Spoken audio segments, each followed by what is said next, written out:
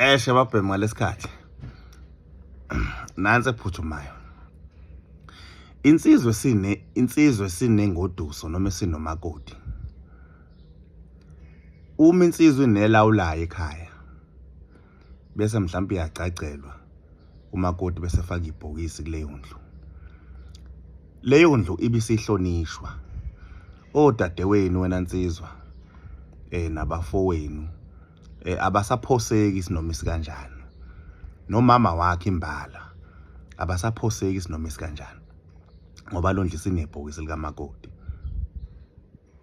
Ubungozi balokho ila umakoti akhululeka khona agqoke nje naye agqokela ukuthi nomkhwena wakhe phela methi inhla amehlo abone ukuthi cha ngakhetha.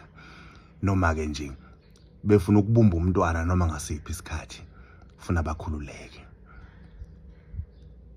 Kodwa ubungozi obukhulu uma beyiphosekela nje endlini kamakoti bayakwazi ukusebenzisa ibhokisi ukuthi bakuvale wena makoti ungabatholi abantwana ngokulihwaya lapha ngaphakathi bese bethatha imvuthu zalo ibhokisi bese beyithaka nezinto ezithile ungaphindi uthola abantwana lapha ekhaya wena makoti.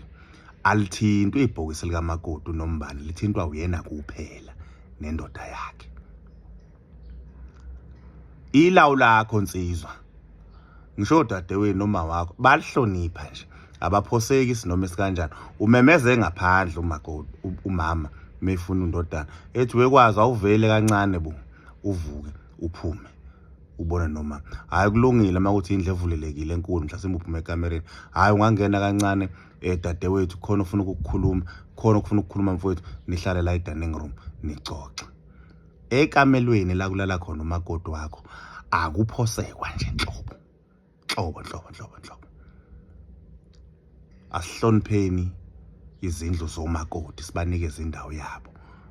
Ngisho bethu umakoti osecacile ngisho bethu ingoduso asibanike indawo yabo sibahloniphe. Thina insizwa ithina ufuna siqinise isitrophu singajwayelisi kabi izindlu zomakoti ngoba ilawu lakho once langena umakoti akuselona elakho sekuyindlu kamakoti ngoba isinebhokisi. Ngufune lakhe la usangalakha futhi ayibambe insizwa.